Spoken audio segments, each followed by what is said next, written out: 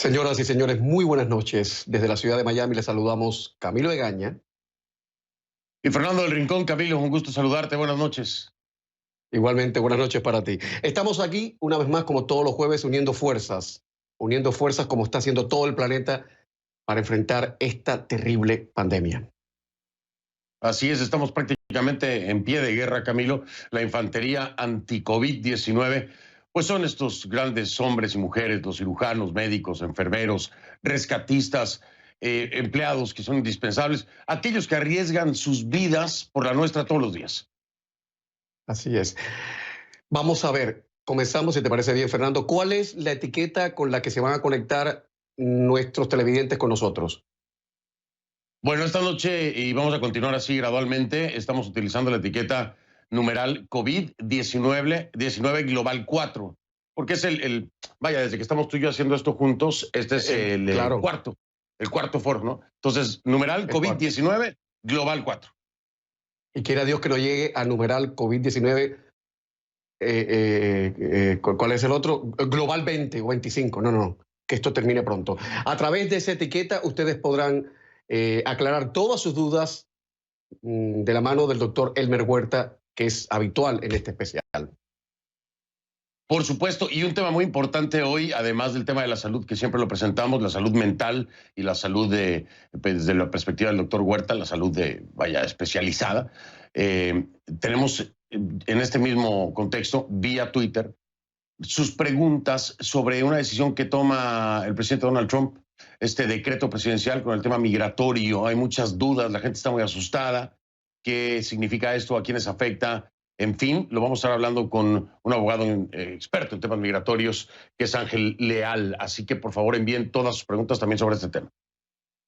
Y de la mano de la doctora Marisa Saré estaremos hablando de un tema peliagudísimo, pero es inevitable. El duelo o la ausencia de duelo, la gente que no ha podido y no va a poder enterrar a sus familiares. ¿Cómo uno se puede despedir de un ser querido sin verlo, en la distancia? Fernando, si te parece bien, revisamos los hechos y comenzamos, ¿vale?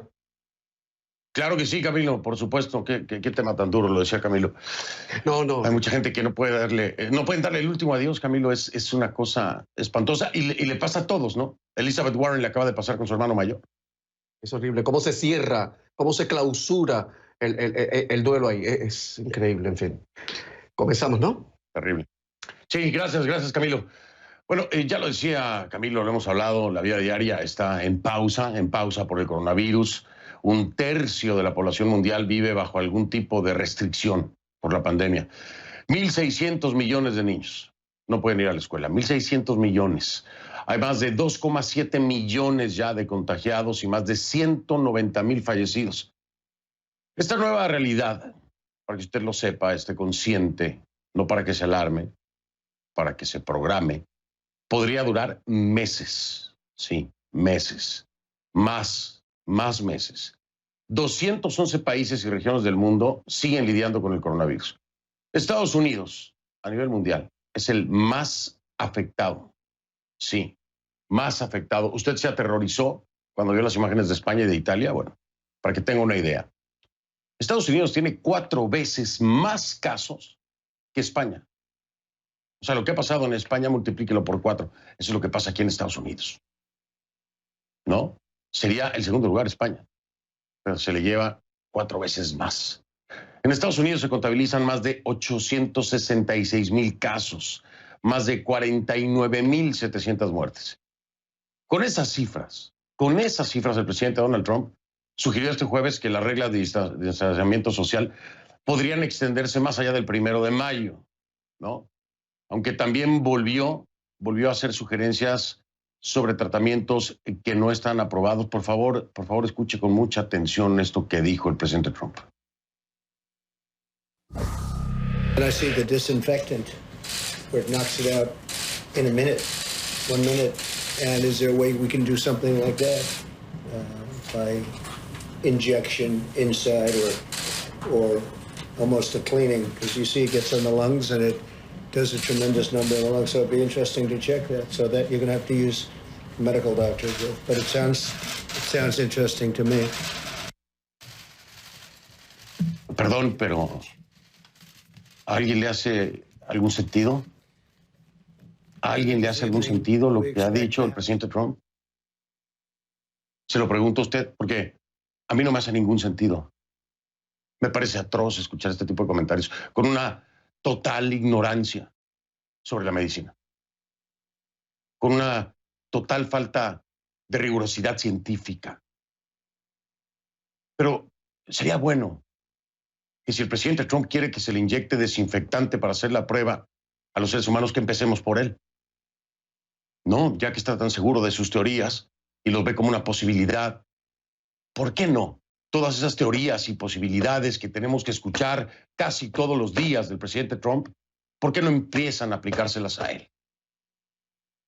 Y si funcionan, qué bueno. Felicidades, presidente Trump.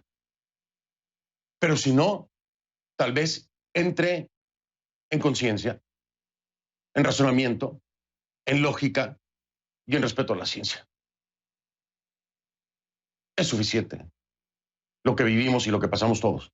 Es suficiente el dolor, es suficiente la muerte, es suficiente como para tener que escuchar de quien se supone que está lidiando y coordinando esta emergencia, haga este tipo de sugerencias. Alguien lo tiene que decir. Alguien lo tiene que decir. Es claramente irresponsable que un presidente diga esto porque ¿sabe qué? ¿Sabe qué? Hay quienes lo siguen. Porque hay quienes creen que esa es la salida. Porque hay quienes pueden actuar de acuerdo a lo que dice el presidente de un país. Y las consecuencias pueden ser fatales. Alguien tiene que parar este tipo de comentarios. Por supuesto, a falta de una cura probada por los científicos, entonces Trump menciona además que hay hallazgos de laboratorio que sugieren que los rayos ultravioleta y la humedad podrían tener efectos para matar el coronavirus en las superficies. ¿Por qué no se lo deja la ciencia? En consecuencia, el presidente pidió investigar si el calor o la luz podrían tener un impacto similar en los seres humanos. También, como acaban de escuchar, sugirió explorar esa posibilidad de inyectar desinfectantes.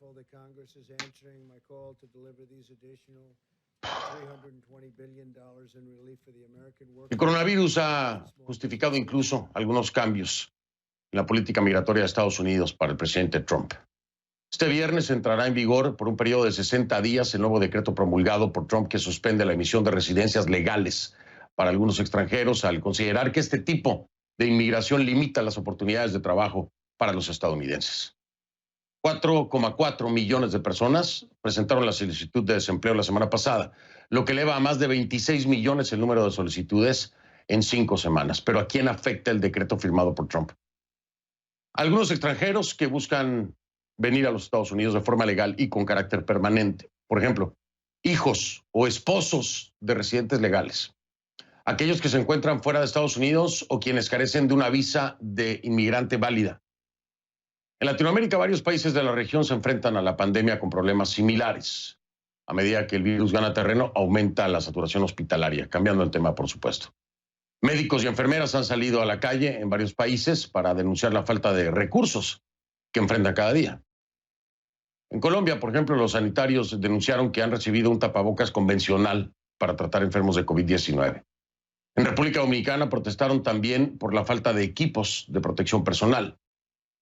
Las enfermeras dicen que son obligadas a reusar batas y mascarillas. Se repiten los reclamos. ¿En dónde? En Bolivia, donde los trabajadores de la salud señalan además que no cuentan con suficientes bolsas para cadáveres. En fin, lo que le quiero decir es que no importa el país, ¿no? Los servicios de salud, los empleados de salud quieren seguir trabajando. Nosotros necesitamos que sigan trabajando. Yo no sé para usted, pero para mí son héroes. Para poder hacerlo, estos héroes que arriesgan sus vidas y se alejan de sus familias y que muchos de ellos pierden la vida por salvarlo de otros, exigen que los respectivos gobiernos provean el equipo de protección adecuado. Es todo lo que piden. El equipo adecuado para protegerse. Justamente reclamos de este tipo ha habido muchos. ¿Sabe dónde? En Ecuador. En Ecuador que, le recuerdo hace cuánto tiempo hablamos, ¿no? Y el alboroto que se armó y la molestia que causó ¿Cómo me explican que ahora se duplicó la cifra oficial de casos confirmados? Se duplicó. De contabilizar más de 11,000, el gobierno pasó a reportar más de 22,000. De 11,000 a 22,000. ¿Será que ahora empiezan a mostrar ya realmente la realidad o todavía es una partecita de la misma, como dijo la ministra de Gobierno Romo? No. De 11,000 a 22,000 de pronto.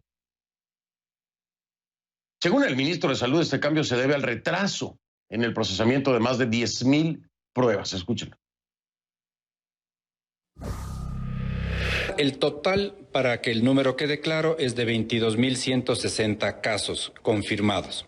Pero ¿a qué obedece esto? A que había un montón de pruebas que estaban represadas, retardadas para análisis, estaban esperando ser analizadas. Y entonces, una vez que sumamos los que teníamos hasta el día de ayer y ahora se suman los que ya están procesados, nos dan ese total.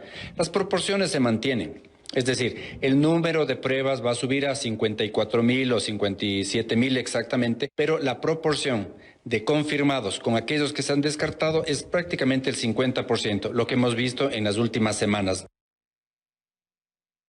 Bueno, pues ahí lo tiene usted, esa es la explicación. La realidad es que en Ecuador, desde el día 1, ha sido un desastre con las cifras. Un desastre. Vamos a repasar, si le parece, precisamente eso, las cifras de la pandemia en América y el Caribe. Iniciamos, como siempre, en orden alfabético. Argentina tiene 3,435 casos y 165 muertos.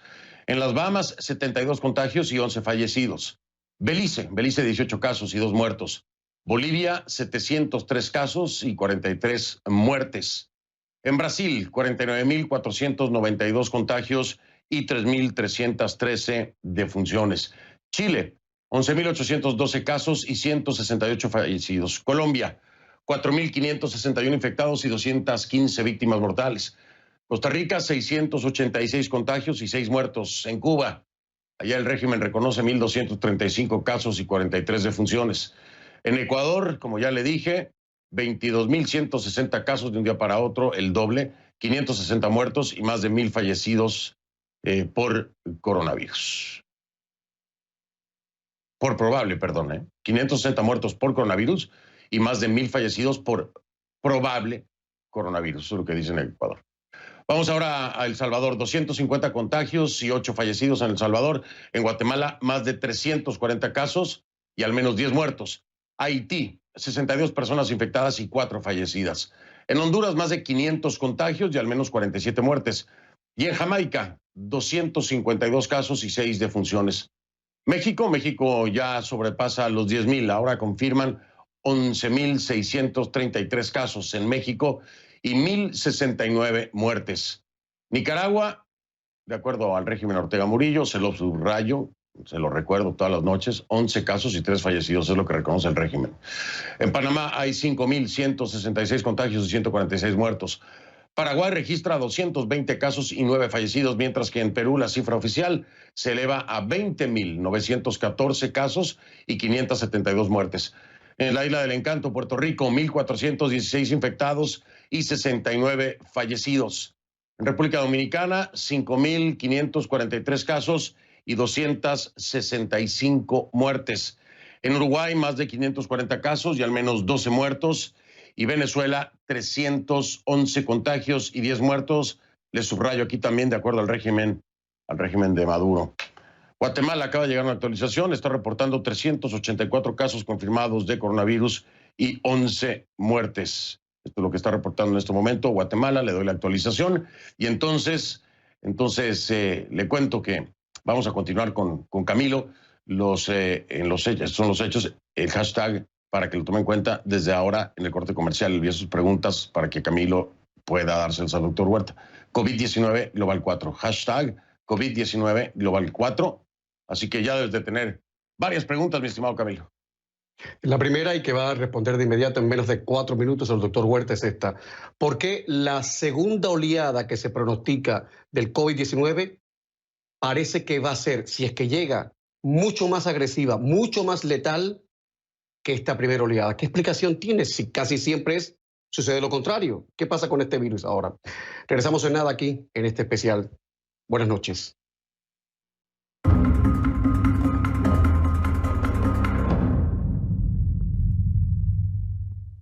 Próximo invitado es el doctor Elber Huerta, nuestro médico de cabecera, profesor de la Escuela de Medicina de la Universidad de George Washington. Doctor Huerta, buenas noches. Buenas noches, Camilo. Muy buenas noches a todos. Antes de la primera pregunta, por favor, permítame hacer algo muy cortito. Pedir disculpas, sumamente avergonzado como ciudadano de los Estados Unidos por lo que dice el presidente Trump, por lo que ha dicho en las últimas horas. Pido disculpas en nombre de todos los estadounidenses de bien, de la gente honesta, de la gente decorosa de este país. Pido disculpas. El presidente ha dicho, doctor Huerta, que ha sugerido que los rayos ultravioletas, las altas temperaturas podrían acabar con el virus, y ha dicho además, ha sugerido además una cosa que es, yo no sé, es más que orwelliana, que se inyecte desinfectantes en las venas de los pacientes. Yo no quería traer el tema porque yo soy de la idea de que la morralla se encarga de la morralla. O sea, este tema es para Fox News, que hace propaganda, que hacemos información. Pero yo quisiera, por favor, que usted explicara brevemente si hay alguna fundamentación científica en lo que este sujeto ha perpetrado, con lo que ha dicho, por favor.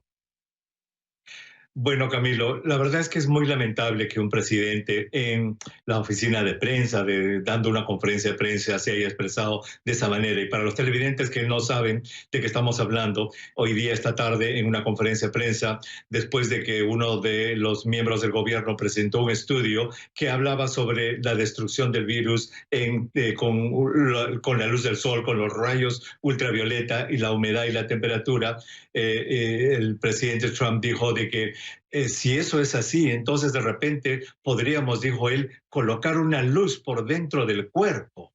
O de repente colocar una luz por fuera para matar al virus. Y cuando preguntó, pues nadie de sus científicos le dijo nada. Y después dijo, además, ese desinfectante del que estamos hablando, de repente podría probarse para ponerlo dentro de los pulmones.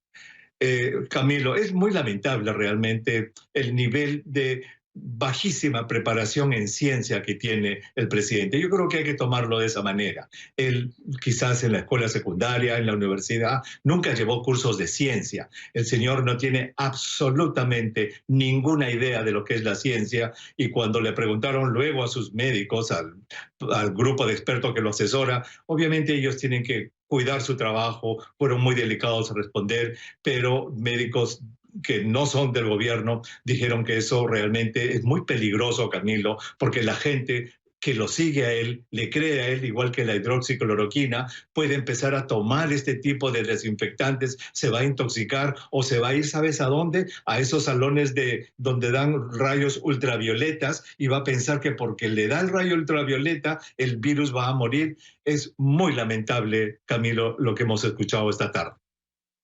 A mí me da vergüenza ajena, lo digo alto y claro, me da vergüenza ajena, pero prefiero que de la morralla se encargue la morralla. Vamos a lo nuestro, doctor Huerta, que lo nuestro es otro rollo, como dicen en México. Óigame, ha salido en las últimas horas una dinámica, un gráfico, una explicación muy concienzuda de cómo el COVID-19 puede propagarse en un restaurante, y ahora que todos los gobernadores republicanos, sobre todo, están enloquecidos, frenéticos por reabrir sus estados en los Estados Unidos y Bolsonaro en Brasil, pues sería bueno explicarle a la gente, doctor Huerta, de qué se trata esto. ¿Qué pasa con el COVID-19 dentro de un restaurante? Bueno, mira, en ese gráfico que vas a mostrar, que van a mostrar allí en pantalla, ahí se puede ver el diagrama de un restaurante en el que hay 5 mesas, y en la mesa A se ve la persona que está marcada de amarillo, Camilo, que el día 24 de enero, de acuerdo a este gráfico, estuvo comiendo con los amigos allí. Y como este virus se puede contagiar muy fácilmente a través no solamente de la tos y del estornudo, sino del hablar, del aliento, pues él contagió, o ella contagió, a 4 de los amigos en su mesa, a 3 en la mesa B, que está al costado, y a 2 en la mesa C, que está al otro costado. Entonces, una sola persona, fíjate cómo puede contagiar en una sentada de restaurante, Camilo, a 9 personas. Y esas fechas que están allí junto a los pequeños círculos indican en día podría la persona empezar a presentar los síntomas. Entonces, una opción para evitar esto, obviamente, es de que en vez de que estén las 5 mesas allí, solamente haya 2 mesas y que estén muy espaciadas para disminuir la probabilidad del contagio. Y eso es algo, obviamente, que los gobernantes van a tener que tomar en cuenta cuando abran restaurantes, Camilo. Doctor Huerta, están preguntando en redes sociales de nuevos síntomas que estarían apareciendo, según el testimonio de algunos enfermos. Manchas cutáneas, casi como hematomas. ¿Esos son nuevos síntomas del COVID-19? Exactamente, permíteme anunciarle a nuestros televidentes que el episodio de mañana del podcast que estamos produciendo habla precisamente sobre eso. ¿Qué otros órganos se afectan con este coronavirus? Y la piel se afecta porque los vasos sanguíneos de la punta de los dedos, Camilo, sufren lo que se llama vasculitis y aparecen unas manchas moradas en la punta de los dedos, sobre todo en niños y adolescentes. Además que este virus, mira, Camilo, afecta el cerebro, los ojos, el corazón, el hígado, los riñones de una persona, Camilo, aparte obviamente del pulmón. Ojo con lo que ha dicho el doctor Huerta. Todas esas afectaciones son sin que el paciente haya sido inyectado desinfectantes, como sugiere el señor Donald Trump.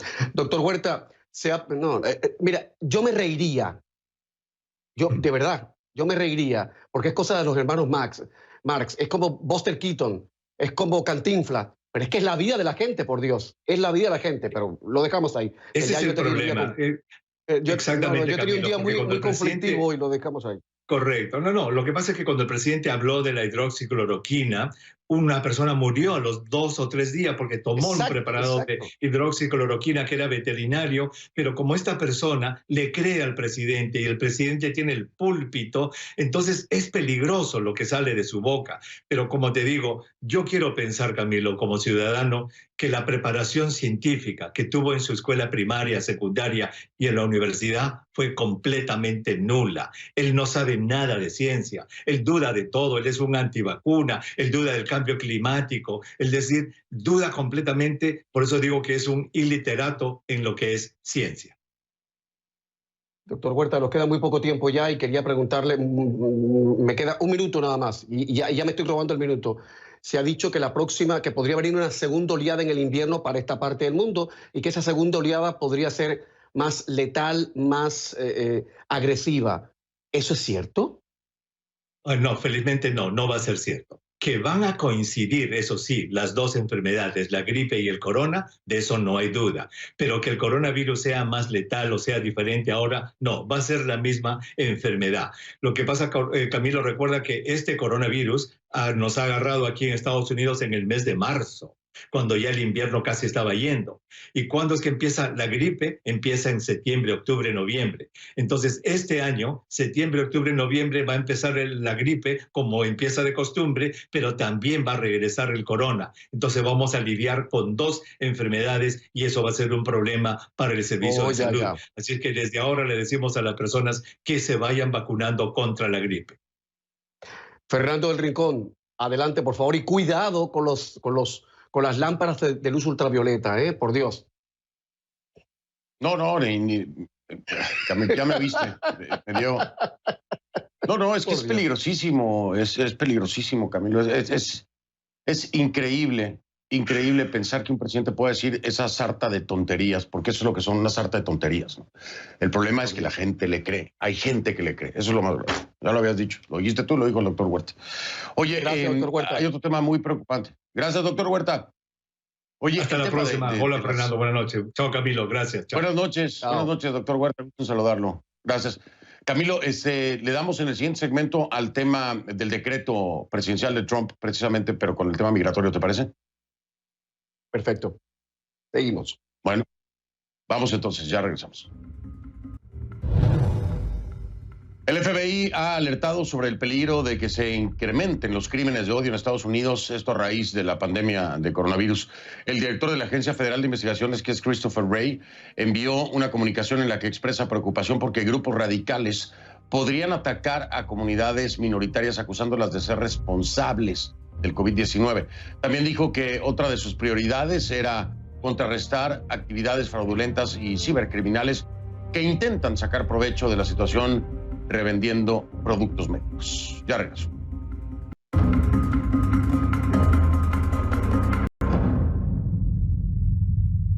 De vuelta, ahora vamos a hablar con el abogado de inmigración Ángel Leal en vivo. Nos acompaña aquí desde Miami precisamente sobre este decreto, esta orden ejecutiva, como le quiera llamar, que emite el presidente Donald Trump referente al tema de la inmigración y diferentes limitaciones. Esto como pretexto, por supuesto, por la pandemia del COVID-19. Con una duración de 60 días estas restricciones, y ha dicho el presidente Trump que dependiendo cómo vean las cosas, se podría suspender o decidiría prorrogarla por 60 días más. ¿Cómo estás, Ángel? Bienvenido, gracias por estar aquí.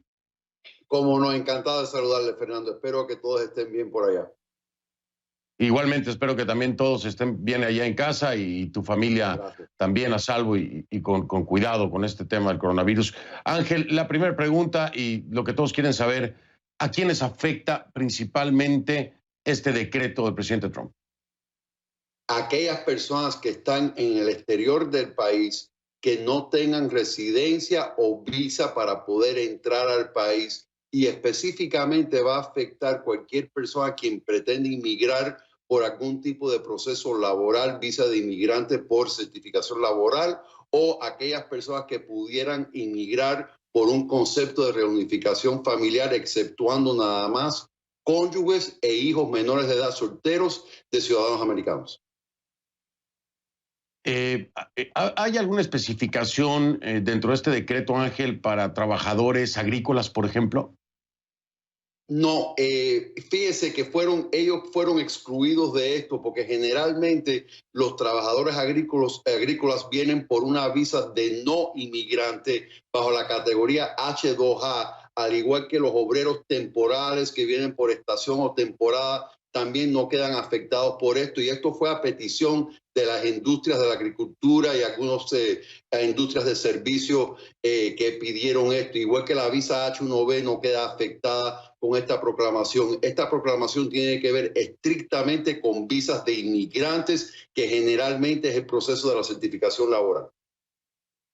Ahora, ¿y qué pasa con todos estos trámites de solicitud, por ejemplo, de residencia? Los que se encuentran en trámite están esperando precisamente que se les otorgue el famoso Green Card.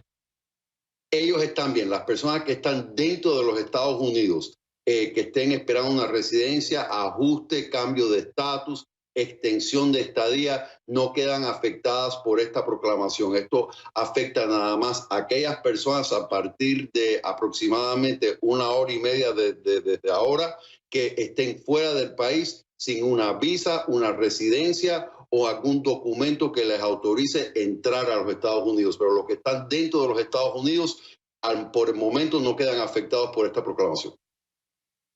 ¿Qué pasa, Ángel, si una persona que se encuentra en trámite de residencia de alguna u otra forma sale del país en este momento? Es decir, ya entra en vigor creo que a la medianoche del día de hoy esta orden ejecutiva. Exacto. ¿Qué pasa si, y son 60 días, qué pasa si yo estoy en trámite de residencia y de alguna u otra forma, digo de alguna otra forma porque es difícil salir en este momento, pero salgo del país, ¿me afecta? Sí, pudiera afectarle. De hecho, una persona que tenga una residencia pendiente, por ejemplo, si sale sin el documento de viaje que se llama el Advance Parole, el parol por adelantado es el formulario I-131. Si esa persona sale sin ese permiso por adelantado de poder viajar, abandona su trámite de residencia. Entonces, es muy importante, y yo hasta diría que las personas quienes tengan ese permiso de viaje, este no es el momento de viajar, porque esta proclamación está sujeta a cambio en cualquier momento. Sí, claramente dice que aquellas personas con permisos de viaje, parol por adelantado, visa, residencia, no quedan afectadas, pero como está sujeto a revisión y esto puede cambiar en cualquier momento, no es el momento de viajar, porque entre otras cosas tal vez no tengan la posibilidad de entrar por algún puerto de entrada si siguen restringiendo los vuelos y demás. Sí, no es momento de salir del país. Viajar en el interior es otra cosa, pero fuera del país no. Es la mejor recomendación que puede hacer Ángel Leal. Ahora, las solicitudes. Yo estoy en trámite de solicitud como ciudadano estadounidense de mis padres. Quiero traer a mis padres a los Estados Unidos y estaba en el trámite. ¿Qué pasa? Increíblemente, los padres de hijos mayores de edad, ciudadanos americanos, sí quedaron afectados con esta medida y por el momento no van a poder inmigrar desde el exterior bajo el pretexto que estas personas de alguna manera pudieran afectar la fuerza laboral estadounidense durante la recuperación después del brote del COVID-19. Es increíble pensar que hayan incluido los padres de hijos ciudadanos americanos. Sin embargo, dieron la excepción para los hijos menores de edad. Yo no entiendo qué diferencia puede haber entre una persona relativamente mayor, padre de un hijo ciudadano americano. Sin embargo, un menor de edad no se considera que afecte el mercado laboral, pero es que esta proclamación se acerca mucho a lo que la administración Trump ha querido hacer con nuestro sistema de inmigración desde el principio de su mandato. Mi última pregunta, y te pido una respuesta muy breve, Ángel. ¿Existe la posibilidad, porque ya se ha dicho precisamente, de que haya haya nuevas restricciones, no tan duras, pero que vengan nuevas restricciones además de esto? ¿Tenemos idea de qué se trata? Sí, posiblemente pueda esto alcanzar trámites dentro de los Estados Unidos de América, aunque el estatuto que él utiliza es más bien para las personas que solicitan la entrada desde afuera. También pudieran verse afectados personas quienes quieren entrar con visas de no inmigrantes. Tal vez sería el siguiente paso a seguir en el dado caso de que sigan ampliando estas restricciones. Un tema que hay que profundizar ya también en el ámbito político, porque esta ha sido una agenda y ha sido promesa de campaña y ha sido un tema constante por parte del presidente Donald Trump. Ángel Leal, te mando un abrazo, sigue en casa, que la familia esté bien, cuídense mucho. Igualmente, Fernando, muchas gracias. Saludos. Saludos, me dio mucho gusto verte, Ángel Leal, abogado de inmigración en vivo desde Miami. Ahí tiene usted aclarando todas estas dudas, Camilo, importantísimas para saber qué pasa con el tema migratorio. Y bueno, pues ahora tenemos que pensar también en otro tema, el de la salud mental, que es muy, muy difícil, Camilo. Una de las aristas más dolorosas de la pandemia es precisamente, Fernando, la gente que no ha podido ni va a poder despedirse de sus seres queridos y que han fallecido por el COVID-19.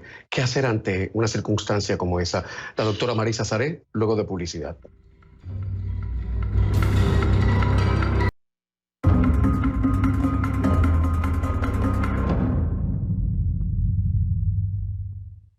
Hay una certeza en esta vida que es la peor de las certezas, que es la muerte de una persona que uno quiere, de una persona que uno estima, y saber que esa es la última vez que la va a ver, porque ya no hay más. A veces la gente que cree en Dios dice, bueno, está descansando. Otra gente, yo creo personalmente que mientras uno piensa en un ser querido, ese ser querido está con uno, porque la gente no se va del todo de esta vida. Pero la concreta es que la gente se muere. En esta pandemia todo se ha hecho más difícil porque la gente se muere y la gente no puede despedir a sus muertos queridos, a sus seres queridos. Doctora Marisa Saré, la presentadora del programa Vive la Salud en esta casa, en CNN en español. Bienvenida, buenas noches. Ayúdeme con el tema, por favor, porque yo la verdad es que no sé cómo encajar algo así. Buenas noches, Camilo. Es difícil y te voy a decir brevemente una historia. Hace 2 y 3 años perdí a mis padres, ambos, 93 y 97, murieron en España y no llegué a tiempo para despedirme de ninguno de los dos. Y ellos pertenecen a esa generación que tanto hemos escuchado en las noticias españolas, la generación que vivió la guerra, que vivió la hambruna, que peseta a peseta lograron forjarse un futuro y lo dieron todo por sus hijos, por sus nietos. O sea que ese dolor, ese hueco, Camilo, queda ahí. Y tenemos que aprender a vivir con él y con la ayuda de amistades, de seres queridos, con nuestro trabajo. Poquito a poco vamos llenando ese hueco, pasamos del dolor intenso a llenarlo con amor y llenarlo con recuerdos que en muchos casos son maravillosos. En estos momentos estamos viviendo, en lo que digo yo, un tsunami de dolor. un tsunami de pérdidas. Pérdidas en todos los sentidos de salud, de seres queridos. Yo creo que va a llegar un momento en el mundo entero que vamos a conocer todos a alguien que hemos perdido durante esta época. Así que la recomendación que doy yo, en realidad no sabemos, porque como he dicho anteriormente, los psicólogos, esta es la primera vez que lidiamos con este tipo de situación, todos juntos al mismo tiempo. Pero yo creo que un componente muy importante es honrar los sentimientos, lo que sentimos. Un buen llanto, Camilo, ayuda muchísimo.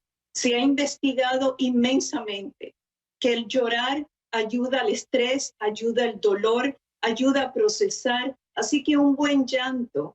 Y no hay un proceso en el que no hay una forma correcta o incorrecta de llevar el duelo.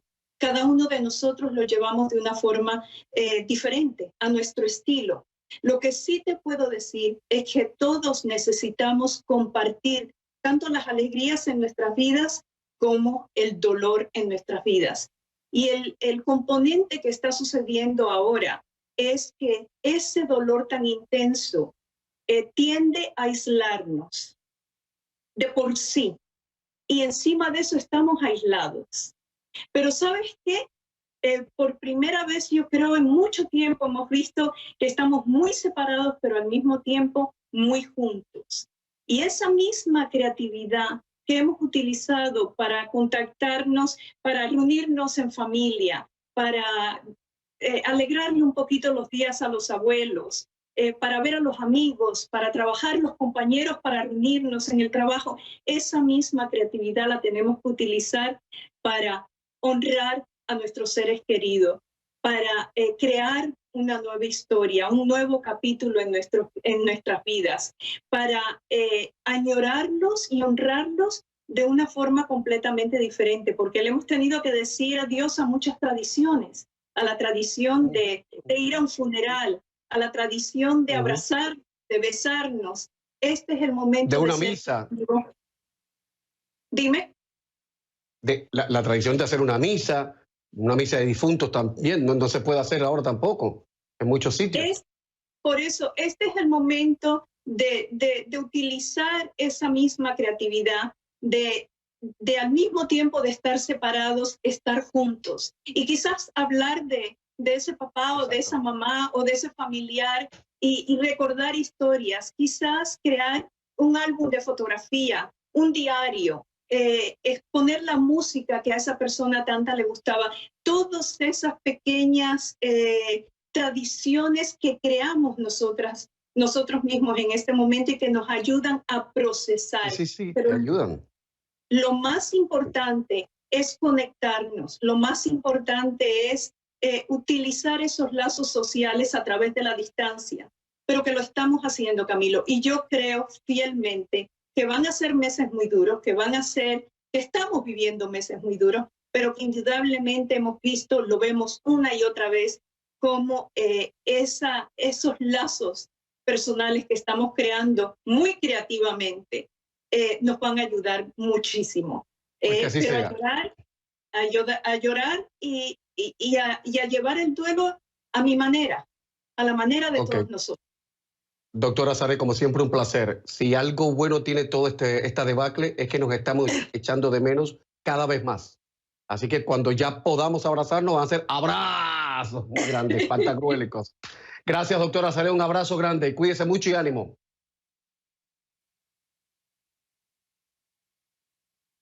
Fernando. Hey, ¿qué pasó, Camilo? Estaba escuchando con atención lo que decía la doctora Saré. Qué difícil, pero sí, a veces el próximo tema es un corte comercial. Bueno, claro, ¿no? Claro, porque ¿en qué mundo ando yo? Y no me he inyectado desinfectante. Ok, vamos a publicidad. No. Ni se te ocurra, por favor, ya venimos.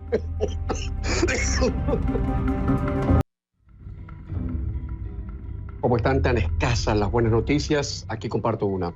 La contaminación ambiental ha disminuido en algunas ciudades del planeta, tal como lo revela un informe de IQ Air. La organización estudió 10 ciudades afectadas por la cuarentena impuesta por la pandemia. De esas 10 ciudades, 7 resultaron con una mejor calidad de aire. Según el estudio, en algunos casos se ha reducido hasta un 60% los niveles de las micropartículas dañinas que pueden entrar a los pulmones. Nueva Delhi, en la India, es la que ha tenido la disminución más significativa, pero también Wuhan, Madrid y Londres. Enhorabuena.